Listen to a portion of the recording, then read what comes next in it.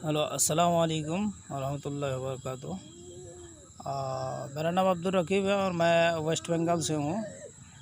इस साल मैं ग्रेजुएशन कंप्लीट किया हूँ दिल्ली यूनिवर्सिटी से। और वहाँ चूँकि हॉस्टल नहीं था तो पहले ही से मैं कोशिश कर रहा था कहीं एडमिशन हो जाए जहाँ हॉस्टल वगैरह मिले ताकि पढ़ाई अच्छी हो। तो मैं भी जैसे दूसरे बच्चे करते हैं कि अरबिक लिटरेचर पर फोकस करते हैं, तो मैं हसन ज़ैद को पढ़ा, कई बार पढ़ा, उसका टेक्स्ट पर ध्यान दिया, उसके लघु बहस, यहाँ तक हर वर्ड का मैं तशरीह भी किया था कि कहीं ये इबारत से उठा के ना पूछ लिया जाए। और हन्ना फागुरी की किताबें, शौकी ज़ैफ़ की किताबें सारी जिल्दें मैंने पढ़ी। और फिर सर का जो अरेबिक ग्रुप है उसमें भी मैं ज्वाइनिंग हुआ था, तो उसमें बहुत सारा कॉन्फिडेंस लेवल बढ़ा था। चूँकि मुझे मालूम था कि कहीं अगर क्वालिफाई नहीं हो पाया तो कम से कम जीआरएफ के लिए अगले साल नेट के लिए तो अच्छा हो जाएगा, कुछ हद तक आइडिया आ जाएगा।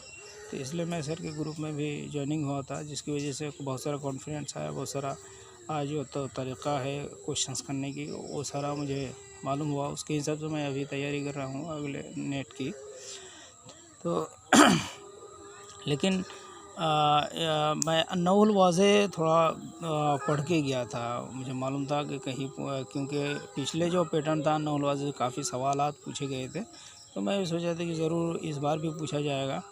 और लेकिन जनरल क्वेश्चंस पूछा जाएगा इतना ये मालूम नहीं था। और दूसरा ये कि उन लोगों ने जो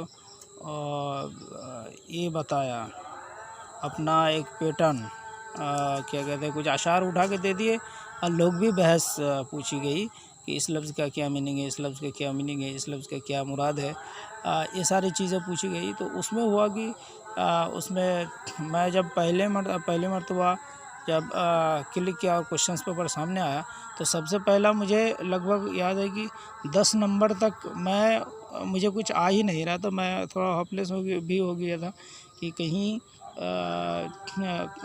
शायद मैं किसी क्वेश्चंस का जवाब नहीं दे पाऊँगा। लेकिन जब क्लिक करते आगे बढ़ा तो लगभग 13 या 14 क्वेश्चंस का आंसर टोटल मैं दिया ही नहीं। फिर 15 के बाद देखा कि क्वेश्चंस जो मुझे आ रहा था वो सब मिल गया, यानी कुछ ग्रामर था, कुछ अरेबिक लिटरेचर्स था और कुछ जनरल क्वेश्चंस वगैरह था। तो मेरा जो ज़्यादा नंबर काटा उसमें अरेबिक क्या कहते हैं, जो अशार उठाए गए उसमें कुछ नंबर कटा और कुछ जीके में मेरा नंबर कटा कि मेरा जो जीके है वो बहुत कमज़ोर है। तो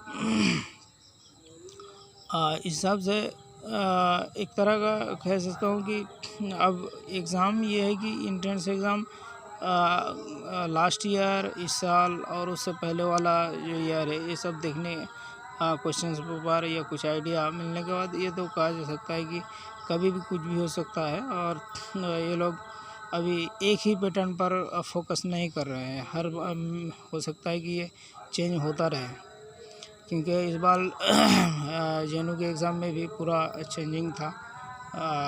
हर कोई बच्चा अरेबिक लिटरेचर पे फोकस किया और याद करके गया, लेकिन वहाँ जाके कुछ और मिला। हालांकि उनका सिलेबस में कि मेरे कुछ फ्रेंड्स भी जेएनयू में हैं, तो उन लोगों ने जो मुझे सिलेबस दिखाया तो उस सिलेबस के अंदर लेकिन ये चीज़ें नहीं था कि ग्रामर का क्वेश्चन से 50 मार्क्स पूछी जाए। हालांकि ज़्यादातर उसमें अरेबिक लिटरेचर है, कुछ ट्रांसलेशन क्वेश्चन है। तो ये सारी चीज़ें हैं, लेकिन अल्लाह का करम है कि हो गया। और सर के, जैसे कि मैं बताया कि सर के ग्रुप में मैं ज्वाइनिंग हुआ था, उससे बहुत कुछ फ़ायदा मिला।